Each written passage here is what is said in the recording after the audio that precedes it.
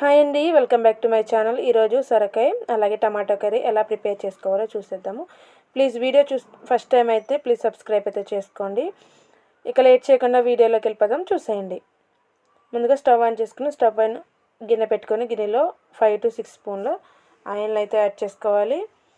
Oil అనేది బాగా heat అయిన తర్వాత దీనిలోకి జీలకర్ర అలాగే ఆవాలు, మినపప్పు, శనగపప్పును కూడా వేసుకోవాలి. ఇవి వేగిన తర్వాత సన్నగా పొడవుగా కట్ చేసిన ఒక 2 ఆనియన్స్ అలాగే ఒక 3 పచ్చిమిర్చిని కూడా వేసుకోవాలి.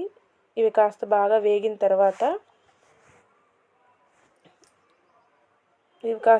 తర్వాత దీనిలోకి మనం లేత సొరకాయని తీసుకుని చిన్న ముక్కలుగా కట్ చేసుకుని ఆ సొరకాయని కూడా యాడ్ చేసుకోవాలన్నమాట.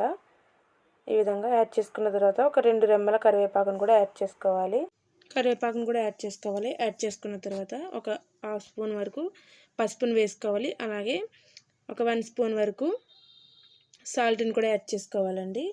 యాడ్ చేసుకుని ఒకసారి వీటి మొత్తాన్ని కలిసేటట్టు అయితే మిక్స్ చేసుకోవాలి. మిక్స్ చేసుకొని దీనిపైన మూత ఉంచి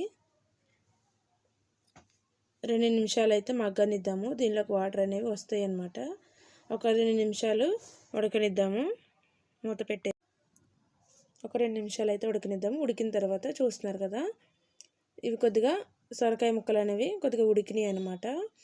మనం ఇప్పుడు దీనిలోకి చిన్న ముక్కలుగా కట్ చేసుకున్న టమాటాలు ఒక 4 టమాటాలను అయితే వేసుకుంటున్నాను. వేసుకున్న తర్వాత దీనిలోకి ఒక 1 స్పూన్ వరకు కారాన్ని అయితే యాడ్ చేసుకోవాలి.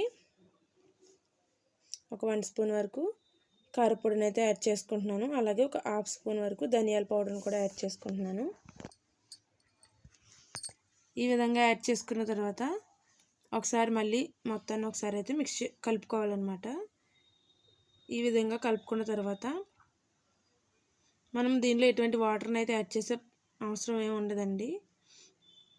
ఈ విధంగా కలుపుకున్న తర్వాత ఇప్పుడు దీనిపైన మూత పెట్టేసి ఒక 5 నిమిషాలు కనుక మనం మగ్గనిస్తే మనకి సొరకాయ టమాటా కర్రీ అనేది రెడీ అయిపోతుంది.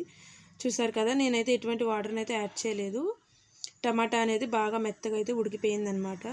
మన సొరకాయ టమాటా కర్రీ అయితే రెడీ అయిపోయింది. చివరిగా కొద్దిగా సన్నగా తరిగిన కొత్తిమీరని కూడా యాడ్ చేసుకుంటే మన కర్రీ అనేది రెడీ అయిపోతుంది. రైస్లోకి చాలా టేస్ట్గా ఉంటుందండి.